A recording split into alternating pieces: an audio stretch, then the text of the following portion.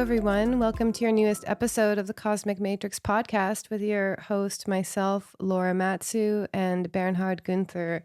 And in this episode, it's going to be a really in-depth episode, and we're going to go into the real causes of mental illness. So before we get into that, I just have a little announcement, and we are going to do a masterclass on evolutionary relationships. Registration is going to be open next week, and it's going to be about how to use relationships as a path of awakening. And we're going to give you tools on how to do that. We're going to give demonstrations. We're going to talk about different spiritual topics which are related to using relationships as a path of evolution. So if you want to be notified, make sure that you're on Bernhard's mailing list. So you would go to www.veilofreality.com and you'll see a little pop-up to sign up for his newsletter, and make sure you sign up because we're going to announce it next week. So what we're going to cover in this podcast is pretty vast. We're going to begin in the first hour. We're going to talk about how mental illness pretty much, in our opinion, only has one diagnosis. We're going to talk about the DSM, a brief history of the DSM. We're going to talk about how personality disorders are actually adaptations, meaning adaptations to an environment that someone was raised in. We're going to talk about what depression is related to and how it's related to trauma. And we're also going to talk about how this collective loss of the relationship of the divine is also related to the epidemic of mental unwellness, I guess you could say, that we're having, and how to heal from mental illness. So we're going to just give some practical tips looking at aspects of your health, physical, emotional, mental, spiritual. And in the second hour, we're going to talk about the history of psychiatry, and we're going to get more into the occult entity topic related to the mental illness. So we're going to talk about entity attachments, earthbound spirits, how that relates to mental illness. We're going to go into Dr. William Baldwin's work on this as well as Jerry Marcinski, and really just kind of talk about how the spiritual, like hidden dimension, can be related to mental illness as well. But before we get into it, I just have to do a quick disclaimer. Bernhard and I are not medical professionals, and we are not giving any medical advice on this podcast. So we're just going to speak from our own experience in hopes that we can present a different view on mental illness than the consensus view. I'm sure some of this information may not be new to some of you, but for some of you who maybe are on psychiatric drugs or have been diagnosed with a mental illness, I just want you to know that, we're not telling you to get off your medication. We're not telling you that it's all in your head or whatever. We're just presenting a different perspective to mental illness based on our own experiences struggling with it. So just a disclaimer, not medical advice. Just take this as information, knowledge. It's an opinion. It's personal opinion. And that's it. So where should we begin? Well, let's start with the big news, which really, was the inspiration for this podcast. Well, big news happened a few weeks ago, I would say, maybe a month ago. And it's about the depression serotonin myth and chemical imbalance, or linking depression to chemical imbalance in the brain, which has been basically the consensus view on, mainstream psychiatry, so to speak, that mental illness, and in particular depression, is related to a chemical imbalance in the brain. Hence, you treat it with SSRIs or antidepressants. What does SSRI stand for again, by the way? Selective serotonin reuptake inhibitor. Very good. You know that very well. However, there has been some research coming out, official research, a few weeks ago on various articles, basically stating that the official science that depression is linked to a chemical imbalance in the brain has been officially debunked.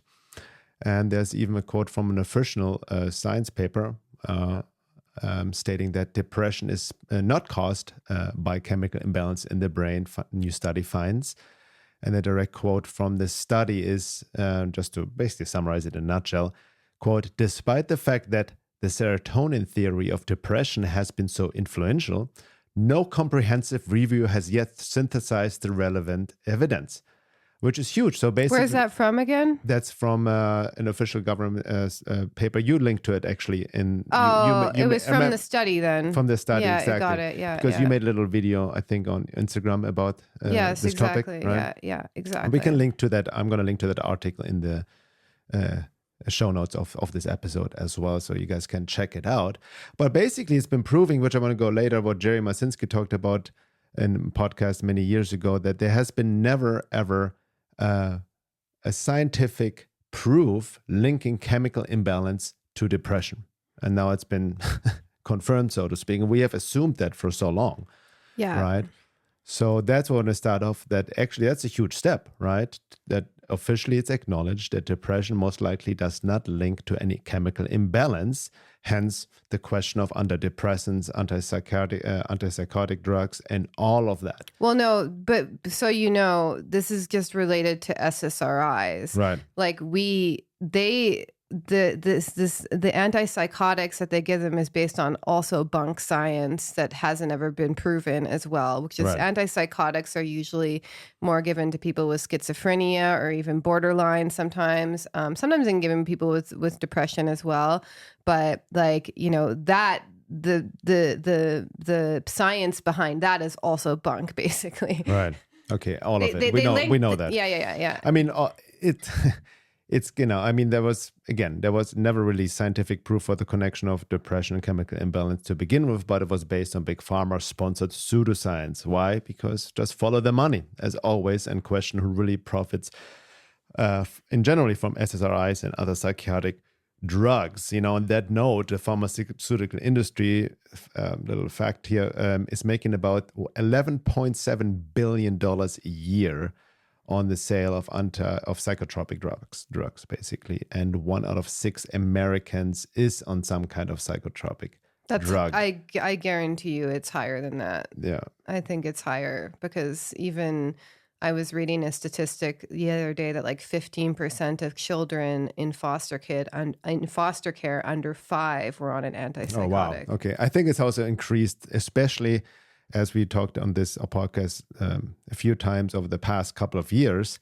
with this Matrix trauma installment program and basically psychological warfare, military style MK Ultra program, with all the lockdowns and gaslighting and basically traumatizing the whole population. More and more people got on these drugs, and because of the mental breakdowns.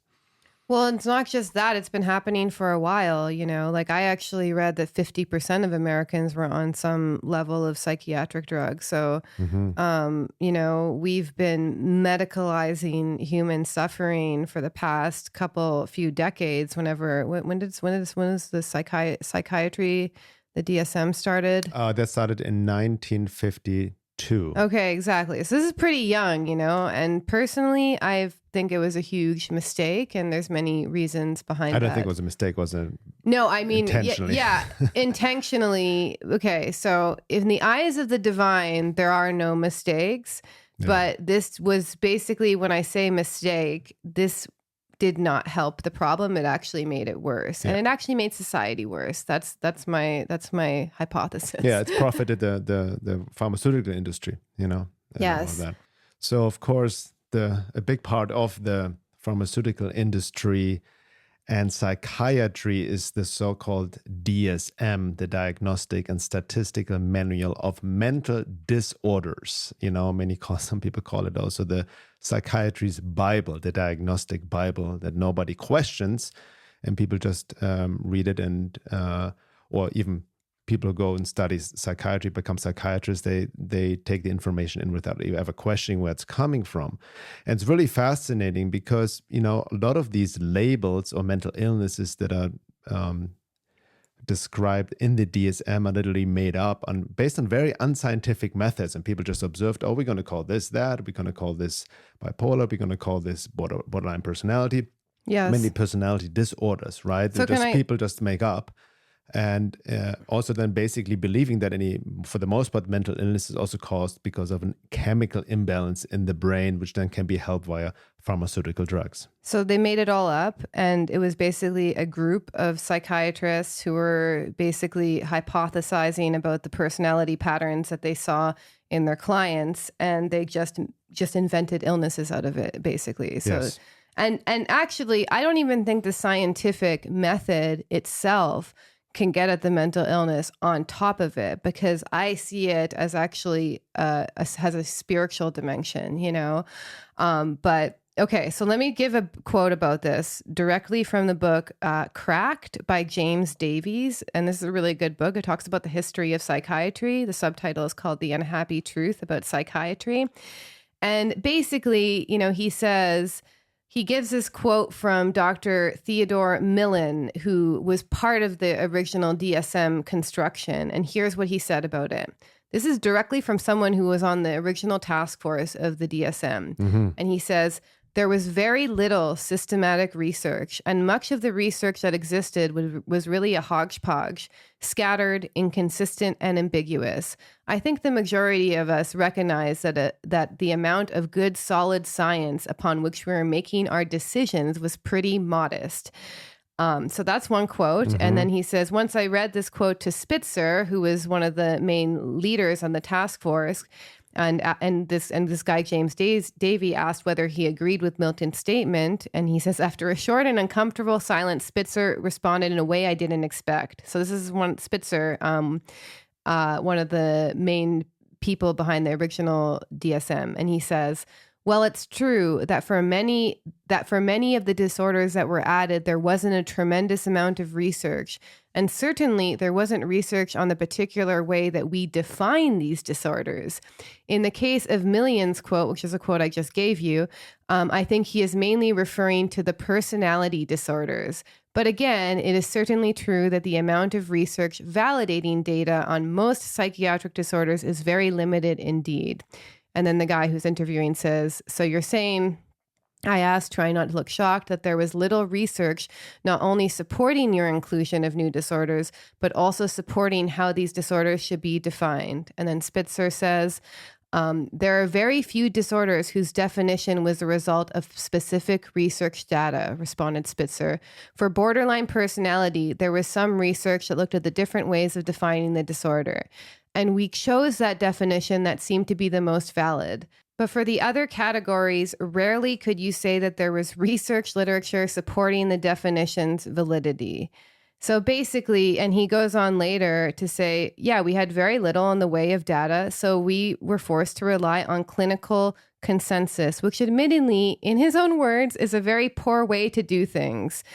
And he said, basically, and then the guy asked him, how was the consensus reached? And he says, we thrashed it out, basically. We had a 3-hour argument. There would be 12 people sitting down at a table. Usually there was a chairperson, there was somebody taking notes. And at the end of each meeting, there would be a distribution of events. And at the next meeting, some would agree with the inclusion and others would continue arguing. And if people were divided, the matter would eventually be decided by a vote.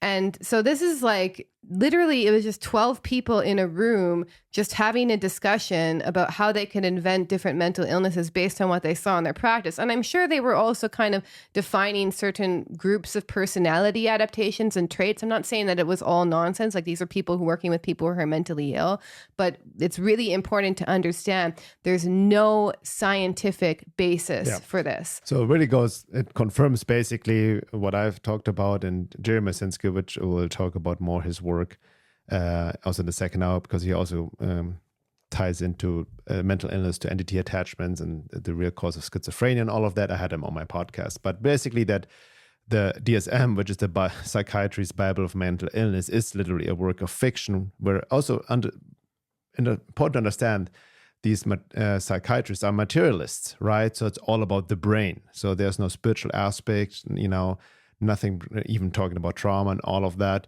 And they literally just made up labels, as you said, based on very unscientific methods. Yeah. Now, interesting. Here, another fact, also these fabricated so-called mental disorders continue to grow.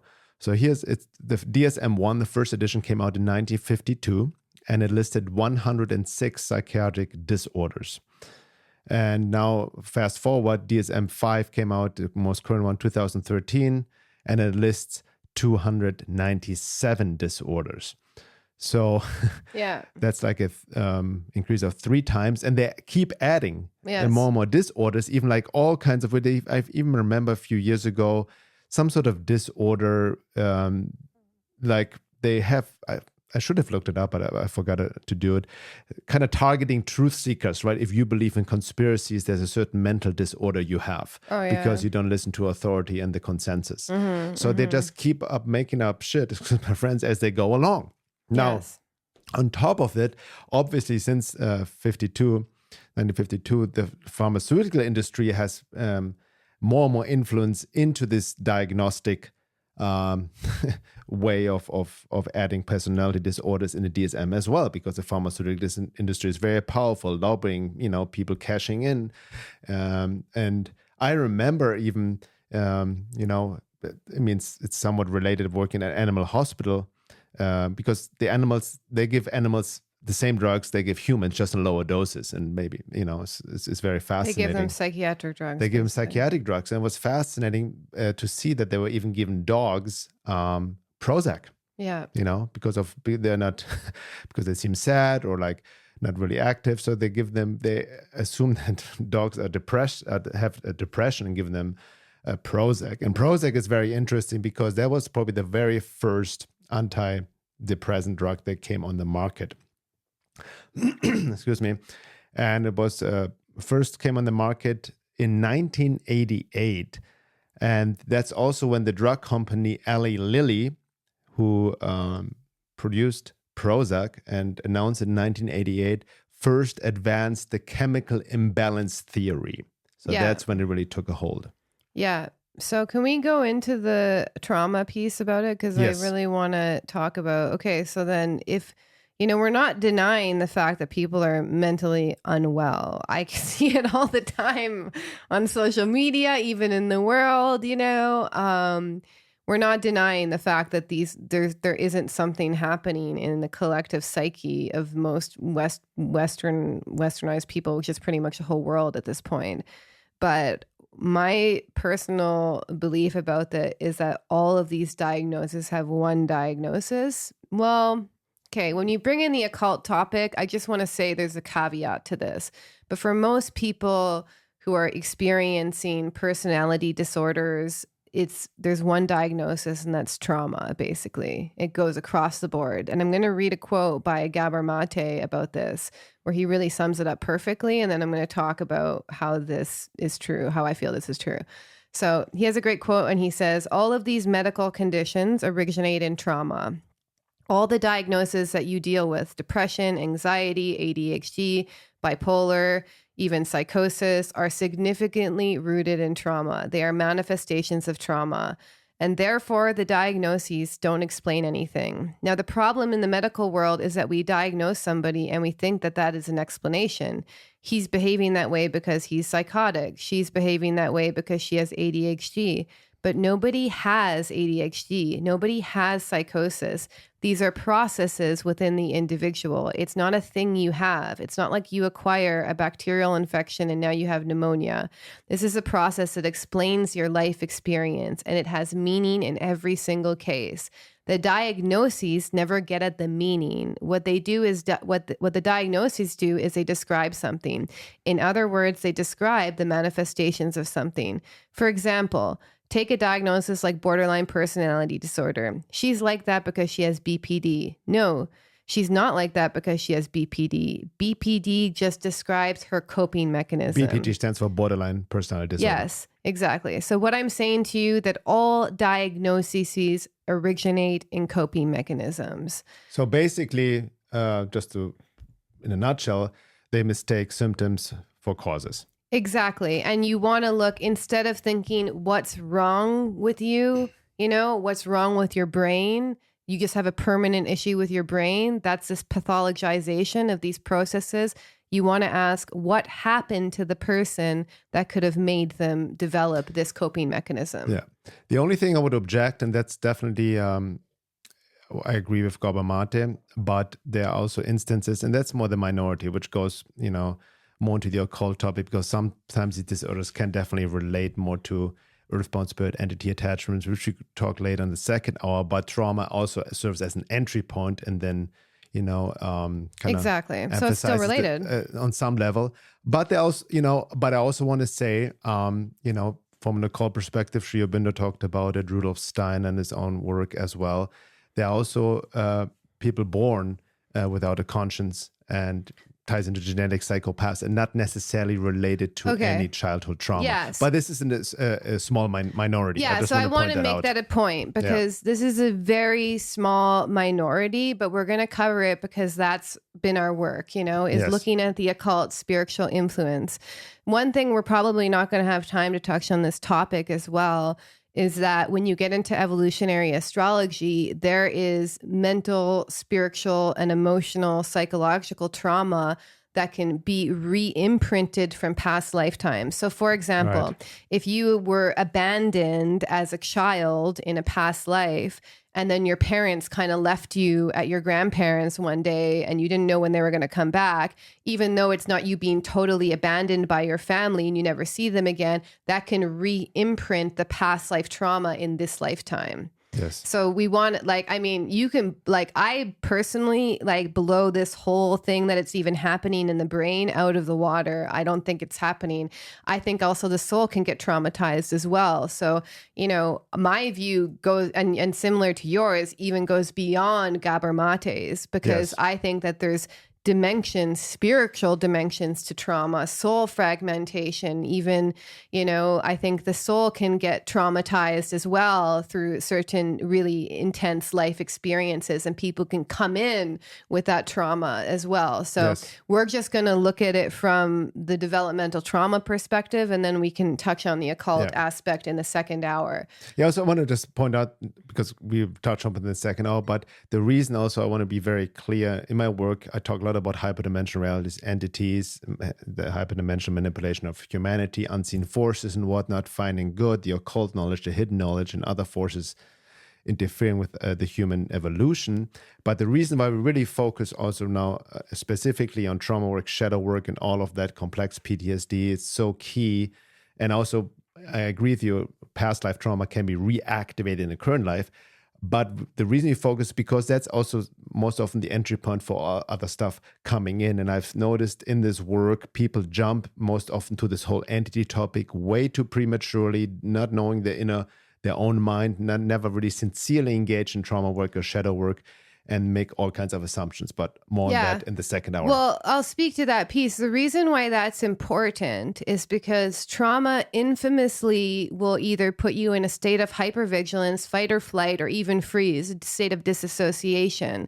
So if you're in that state, you're going to see all sorts of dangerous stuff everywhere all the time, because that's how your nervous system is wired.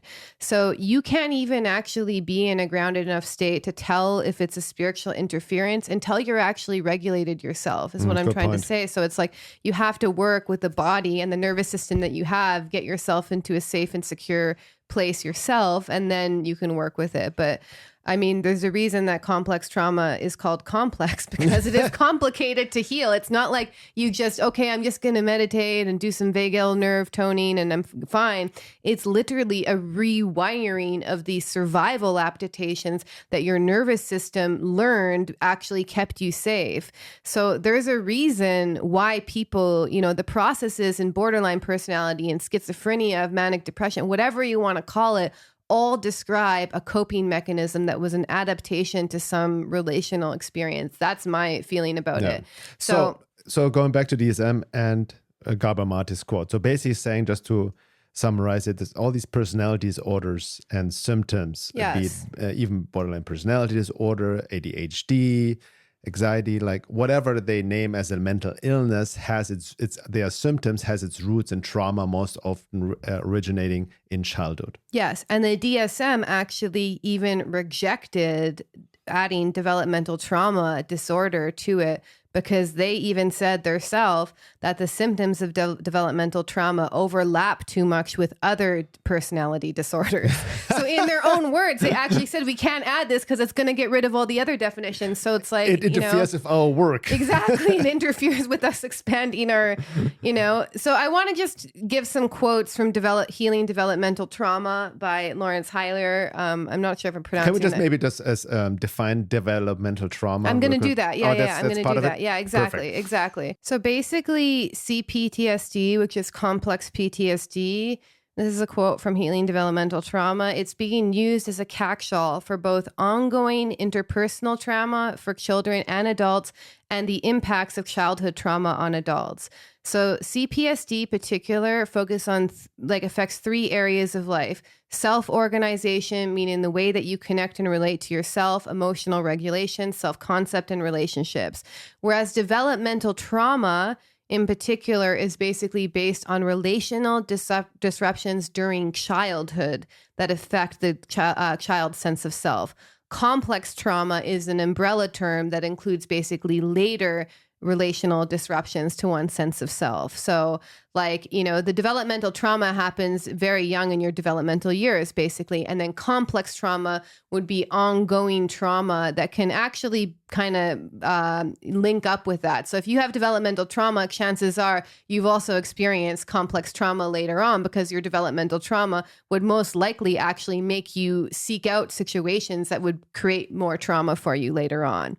And also, it's really important to understand that the field of complex trauma is basically related to attachment theory. So it's about how attachment relationships impact child development. So we want to look at that. And that's ongoing too, So disorganized attachment, for example, is highly linked with BPD, for example. So attachment theory, complex PTSD are really highly interlinked, essentially. And so, it was really a long time before they even put PTSD into the DSM itself. It was a long time before they even allowed that to go in, because the mainstream medical model tended to deny trauma for a really long time. And if you look at the child rearing practices, even in the 50s, like let the baby cry it out, we had all of these kind of basically pathological ways of raising children based on the medicalization of birth, essentially. So, it was a really big shift when they actually put PTSD into the DSM. And by the way, complex PTSD is, I don't believe is in the DSM anymore. And then Judith Herman has a really good quote about this, where she defines it. And she wrote this book, trauma book. Sorry, the name is not on my mind right now, but she has this great quote where she says, "The diagnosis of post-traumatic stress disorder does not fit accurately enough in survivors of prolonged repeated trauma. The symptom picture is often far more complex. Survivors of abuse in childhood develop characteristic personality changes, including deformations of relatedness and identity. In addition, they are particularly vulnerable to repeated harm, both self-inflicted and at the hands of others. The syndrome that follows upon prolonged, repeated trauma needs its own name. I propose to call it complex post-traumatic stress." So complex post-traumatic stress is basically long-term exposure to relational and emotional trauma in which you didn't have any control to escape from, for no self-agency, meaning your parents, basically. So when your parents are not meeting your needs and not attuned to, or even worse, they're abused, you have a family member who's addicted, who has a mental illness, the child actually tends to disconnect from themselves in order to adapt to the environment. So that's the first trauma that happens. Any moment where you are forced to disconnect from your own feelings, your own self, in order to adapt to an unhealthy environment, that is developmental trauma. Yeah, on that note, I would even argue or say, I've written about this before as well, that there is no such thing as mental illness. Nobody's mentally ill.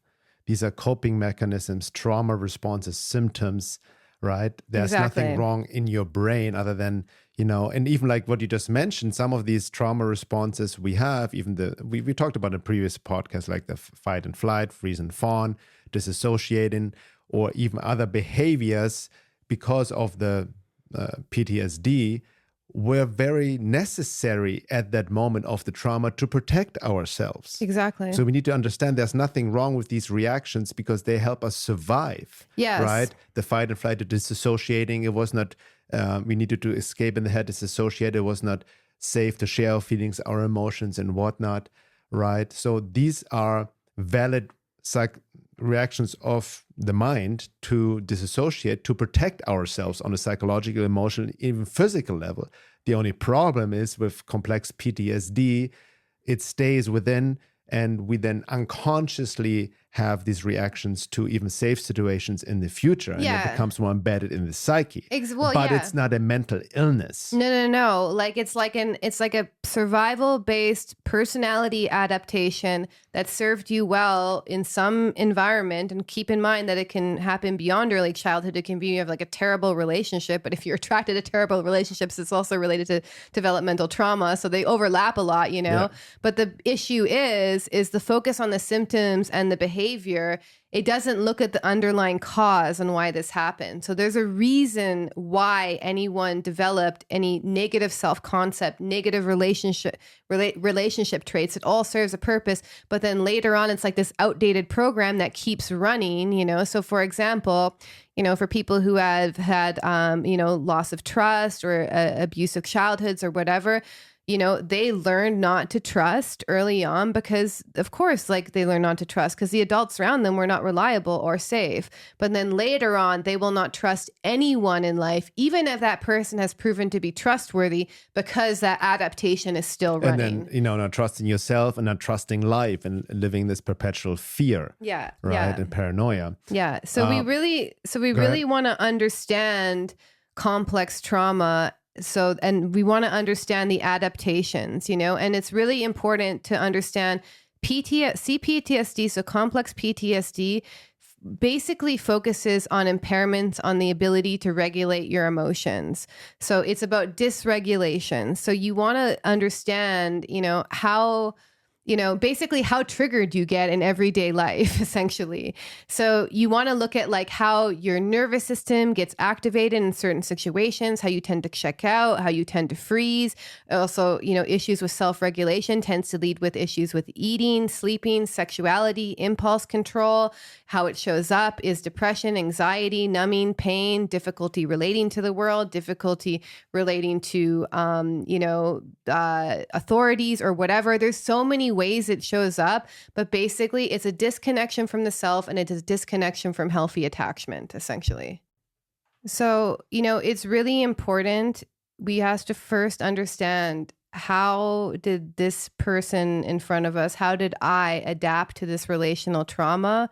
What are the impacts of the adaptations on my nervous system, on my disconnection from self, on my disconnection from relationships?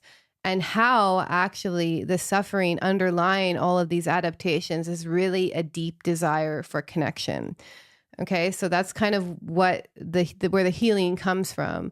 And just to kind of like riff a little bit, you know, so borderline personality is basically highly related to disorganized attachment. I hate you, but don't leave me kind of thing. That's disorganized attachment. Manic depression, for example, is issues regulating emotions. And I can speak from personal experience. So I lived in an environment that was very emotionally chaotic. Like either it was amazing or it was awful. And so I was later diagnosed with manic depression. And where did I learn to have such dysregulated emotions? I learned it from my early childhood environment. And then schizophrenia is actually extreme splitting, basically. So the psyche literally splits and enters into a different world. So we'll talk about that more in the second hour. But it's really important that we understand, basically, instead of what's wrong with you, what happened to you. And we want to look at how any symptoms that they diagnose as mental illnesses are basically survival strategies that we learn to deal with unresolved trauma. And people are really doing the best they can given the circumstances that they grew up in. So it really actually removes this pathologization and medicalization of mental illness. And instead, it looks at like, what kind of personality adaptations does this person have? How could that help them survive early on? And how can we get them back into a safe and connected space within themselves and within their relationships? Yeah, you make a good point. I want to also, especially nowadays, these personality disorders are being thrown around. Even in the quote truth movement, conscious movement, people like just use it to insult people. Even like Amber Heard, for example. I mean, this is a mainstream thing. She got diagnosed with BPD, borderline personality disorder. She exhibits all the symptoms, probably has been lying all around. But she also exhibits this attachment issue, disorganized attachment. It's so clear, and it's all the signs point into that. Also, these are symptoms based on trauma, right? Yes. But then people, shadow project on her, it really insult her in many different ways. And I'm not saying that people need to be not held accountable for whatever they did wrong and whatnot. But there's some deeper issue. And I can relate to that as well, because I've been in a relationship many, many years ago with somebody who got diagnosed with BPD, right? But I can see underlying there was a lot of trauma she had in childhood early on that developed that personality. So the problem we have right now with the DSM is that they pathologize these processes. And I understand there's also the need for the human mind to categorize, to label for language, right? So sometimes I'm using also like NPD, narcissistic personality disorder, or borderline personality disorder. All these, like, you can use them, in the terms of to label. They're archetypes at this point. They're almost archetypes, but understanding they are coping mechanisms based on trauma for the most part. Yeah, which automatically should bring you to a more compassionate framework to your own. If you've been diagnosed with a mental illness, if you know someone with a mental illness, it doesn't mean that you don't make boundaries or you make excuses for their behavior, I also think that there's been this whole wave of like people destigmatizing mental illness. But the issue with that is in the destigmatization, they've overly identified with the mental illness. So like, I'm BPD, I'm this and this and this. And they literally take it as a badge of honor, And so we have almost the opposite direction of people, we've quote unquote destigmatized mental illness according to the consensus, but then along with it we've made people overly identify with the mental illness and see it as a life sentence. Exactly. The identification with the label is also the trap with itself, or using it as a weapon. You've seen many people even like they blame their partner, like, oh, she's a BPD, or he's a narcissist. Yes. Right. The demonizing of the partner, getting yourself in the victim consciousness, and not like having compassion in that sense. Having compassion for the trauma, what's underlying it, right? Doesn't mean that you don't make boundaries. Doesn't mean that you don't, just go along with it. But also then self-reflecting, how come, especially in a relationship, you were attracted to this person to begin with, or why did you attract this person into your life to begin with as well? Because a lot of relationships we engage in are based on unconscious attraction, based on unconscious trauma. There's a lot of trauma bonding. Yes, exactly. So let's talk a little bit particularly about depression because I think that's probably the most common thing. I think it's also personally, it's part of the human condition. Is it okay we move on to this? Yeah. So I want to first start by giving a definition about the depressive position, which is from Melanie Klein. Okay, so she talks about an important stage in the child's development, which includes the depressive position. So the depressive position is basically a mental constellation that she defines as first experienced in the first year of the child's life. And it's repeatedly revisited throughout childhood and adulthood. So it's central to this realization is when the child realizes that the mother is an object of love and also an object of hate. So it's this confluence of the thing that I love is also not, the thing that I hate, the thing that gives me anxiety, creates basically this paradox within the child. And then that's used in different ways in later development, basically. So basically, and now I'm quoting Mark Jones, who's actually one of my mentors in psychosynthesis, where he talks about that the maturation of the adult also includes this depressive position and the ability to handle paradox. So any deeper human love has to include the depressive position. So this is when you realize that the person you love is also a source of pain for you. So it's almost like the acknowledgement of basic suffering in Buddhism. It means that you realize that you can't depend on being happy from someone else, basically, that people are not there to just to meet your narcissistic needs. So as soon as we see the world as all good or all bad, we're in this position of psychic splitting, and we're not accepting the maturity of the depressive position. So basically, and this is Mark Jones' quote, he says to individuate, you actually have to accept the depressive position. So you have to accept that your parents were not the best in the world. Maybe they could have been better, but they weren't. You have to accept that people are not all good or all bad, but often a little bit of both, and that no one will magically rescue you from your pain that life includes. So life includes suffering, it includes paradox, and it's hard. So this is a maturation process that depression represents. So accepting this depressive position and being mature with it is the point of depression. So there's implicit maturation associated with depression. There's a reason that Saturn in astrology represents depression and maturation. And it's about recognizing that no one's going to save me from this. Being human is hard. It's all on me. And there's pain in that. And that will liberate you from life. But accepting that depression as part of life is actually part of a healthy ego. Yeah, I can relate to that. So there's also, again, depression is part of life. It's actually a function of the psyche, so to speak, in the maturation process of the soul as well. The individuation process ties into maximum alienation, maximum, what is the other one? Isolation, yeah. Right? But I want to share this from my own experience because I can see it twofold, because I was definitely dealing with severe depression, despair and suicidal tendencies, especially in my early 20s, throughout my 20s, really. That really also, that depression actually was the catalyst that got me into the work I'm doing right now, questioning what's going on in the world, who am I, because I really had to figure myself out. Otherwise I would have died. That's really the voice that came into my mind. I was, dealing a lot of free states. I realize now that the depression I was dealing with was also a trauma response. It's a free state, right? A free state. Yeah, that's another piece yeah, exactly. Depression is the free state, right? In a sense. Yeah, because you're so frozen. Like, you have to understand that underneath depression is anger. So you need to actually, the depression is like almost like a state of activation that's gone on so long that you're now frozen in this state of suppression. Because I can relate that, because there have been phases when I was just laying in fetus position in bed, just crying, not having no energy, no motivation, no life force, nothing. I was just exactly. Also was loathing, self-loathing, right? Yes. Like really, oh, poor me kind of thing. Yeah. So all of that. Now knowing what I know about my own history, going deeper into my own psyche and widening my perspective, a lot of it was a trauma response in a sense, right? Of missing certain developmental needs that were not met, you know, growing up and all of that, right? What age did it happen to you?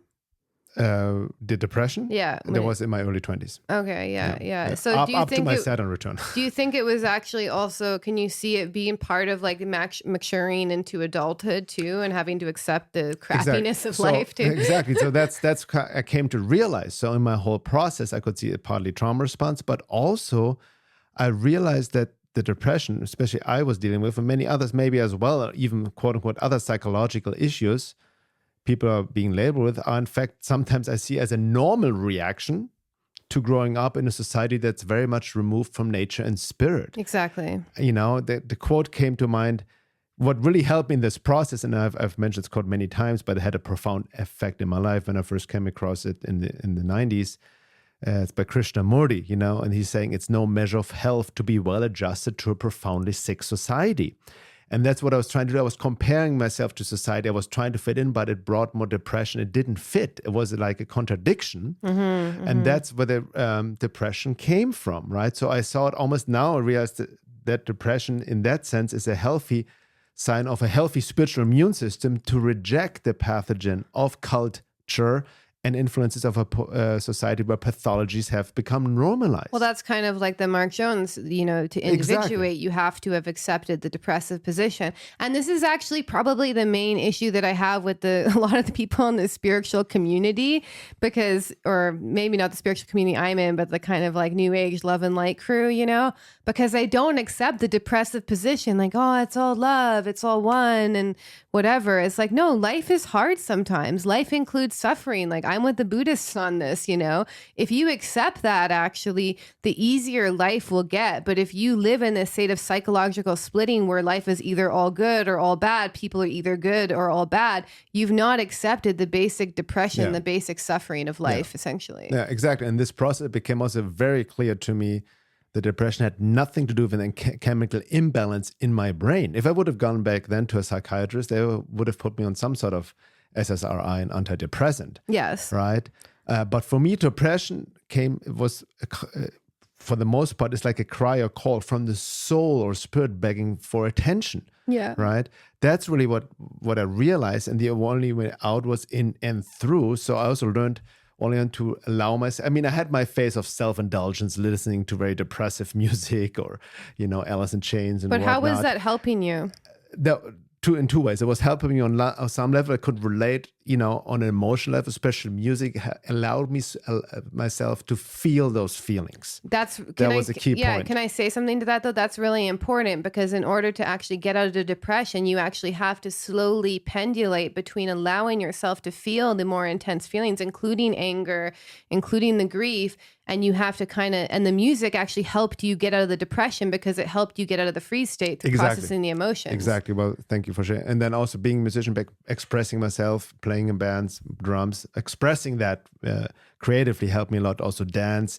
So that was my, especially drumming, to really process these emotions, and listening music has a big effect on it. The other side of the coin, though, is I saw myself also sometimes, especially, that's the emo thing. I was never into emo, but more into grunge. I grew up on Alice in Chains, Soundgarden, more heavier music as well, Metallica, Pantera. But I could bury myself emotionally. But I saw myself then also indulging in it and kind of getting stuck in it, right? Almost identifying more with that state. So can I just ask you, applying trauma theory, did you pendulate into the bad feelings and not kind of pendulate into feelings of neutrality or relief?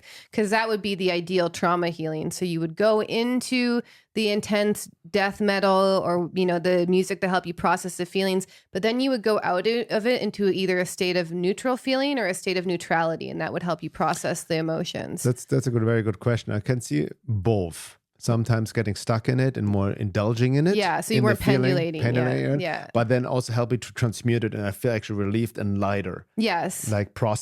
Really processing it. Yes. But the key point, what helped me in this process as well, because a lot of the bands are they died of drug overdoses, they killed themselves, they kind of got stuck in all of that. Yeah. Right? Yeah. But what helped me then was also doing the psychological work, that, my own child, confronting that, but bringing in the spiritual aspect, which is very key. That's what I want to address as well, because only the psychological process, fine and good, but you can always get stuck in childhood, of digging in psychoanalysis, which can be a trap in itself. If you don't bring the spiritual aspect, not only aspiration to the divine, but to your true self, the ultimate questions, who am I beyond this personality? Well, that's the whole, I think, issue, is that we have removed spirit, we have removed the sacred from part of the consensus reality, because we are in this materialistic age. And that's actually what's causing a lot of this mental illness, I think. That's the underlying thing, is if you remove what connects people to all of life, then and their relationship with a higher power, then you actually remove the main reason why we're here, essentially, on that note as well, even I can see it in you and being both together. Even to this day, I still have sometimes, I'm depressed here in little things, melancholic stuff comes up. Is there ascent and descent? I'm not always happy, love and light and motivated. Sometimes I go down in depth into the cave, into the underworld myself, and I feel even what's happening in the world, it gets to me and all of that. But I've learned to transmute it, to sit with it, be with it, and even and get inspired by it creatively. Yeah. Right. That a lot of my work is based on, pain and suffering, to kind of find the solution, to find my way out of it through these processes, through understanding, and kind of use it as a motivation, in a sense, to embrace life more.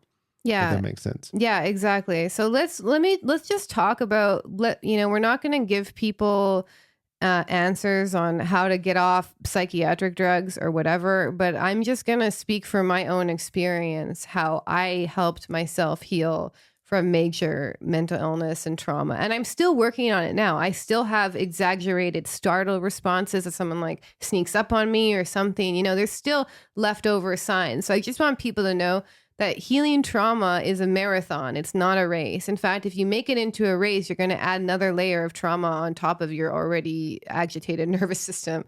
So let's look at some pieces, and then I want to hear how you related to this too. Okay, so first, you really have to look at all aspects of your health. So this is going to begin with the physical. So if you were on psychiatric drugs, other drugs, etc., you know, I know Kelly Brogan actually has a detox protocol from psychiatric drugs. If people want to look into that as well, she has a whole program that she helps people taper off, you know.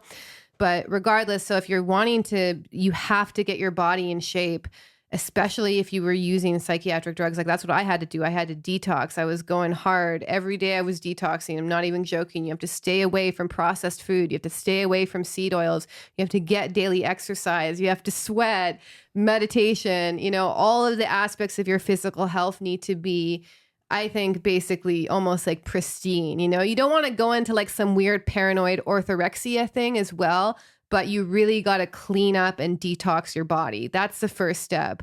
Because actually, I notice a lot of people who have especially more severe mental illnesses, they have terrible diets as well, you know, and they're also probably attracted to these toxic foods because of the toxicity in their body too. So do not discount the physical environment and your physical health. Even maybe look at your house. You know, a lot of people are dealing with mold in their houses these days and environmental toxins they're not even aware of, you know. So it's really good for even the healthy individual to really, you know, have a good diet, to detox regularly, looking at that aspect. And then emotional, you know, and psychological, I'll just kind of group those together. Understand trauma, psychoeducate yourself in trauma, get a trauma therapist who you really like and feel a connection with.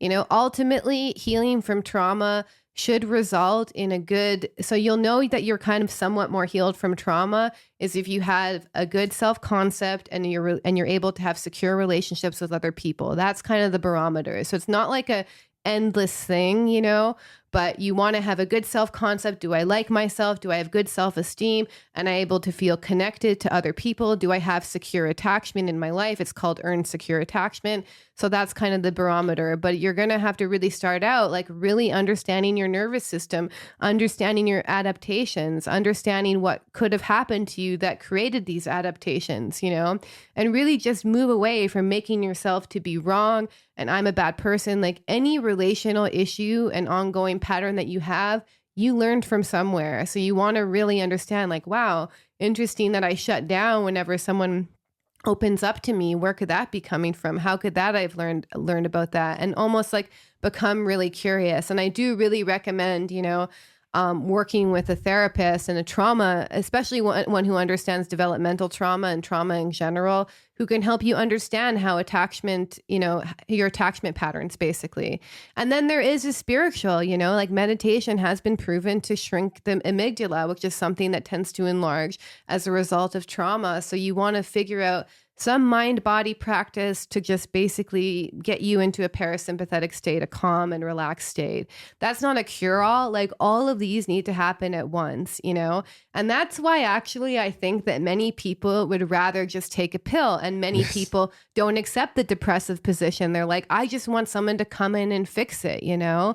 But the reward that you get out of doing it the holistic way actually is that you just like, it's like you literally feel like you have a superpower. Like I really feel that people who heal trauma in themselves holistically have a superpower, because it's almost like they faced like a certain like death of the soul, you know, and they basically did a soul retrieval on themselves, you know.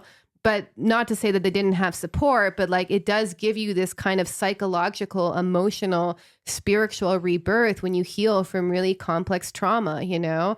And so it's really important that we understand it's not easy. It's a marathon, not a race. Find support systems that help you develop secure attachment, who understand attachment theory, who understand trauma, And really don't underestimate the importance of your health. Like it's so, so, so critical and key.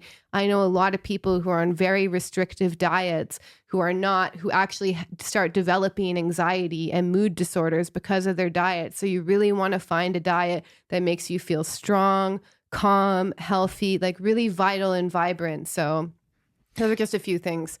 Yeah, basically you summarized what we also call, even we do this in our courses, the fourfold approach of holistic integral self-work on all levels: physically, psychologically, mentally, and spiritually, right? It needs to happen on all levels. And the only way out is in and through. And you made a good point. It's also on a deeper esoteric spiritual level lessons, whatever we don't heal or learn, we will have to face at some point in the future life. And just suppressing, avoiding it is not learning it, right? So we just, basically avoid the inevitable. Yeah. And also I have to say, which I'll go deep in the second hour now, the pharmaceutical drugs have also spiritual, metaphysical repercussions on a soul, detrimental effects that can also affect the afterlife of future incarnations. So, and that also ties into the matrix control system on the occult reason why they're pushing pharmaceuticals on the population in light of the matrix control system. So I want to dive deep into all of that in the second hour. Yeah, I just want to end this too, for anyone who's listening, that I really truly believe that all mental illness is basically curable, even schizophrenia, which with people, the psychiatric industry is like just thinks is a mystery. So, to understand that the power is really in our hands and we are in this real paradigm shift of health, and we really need to get out of this pathologization, this medicalization of mental illness and thinking it's just a chemical imbalance in the brain and we can't fix it. That's all wrong. Yeah, even getting away from the idea that it's, like I mentioned earlier, that it's a mental illness. Yes. Right? It's a process. It's a process. And, what is I see a lot of, I think Adyashanti said some way that, a lot of people, they go along with the consensus or matrix. You could, from a spiritual perspective, you could see them as mentally and spiritually ill, right? Yeah. The personality, ego identification, all of that. So it's also what level you perceive it from. Yes. So we can go deeper into that in the second hour. And I'm also going to share my own experiences as well, navigating the psychiatric industry. Industry, exactly. Okay.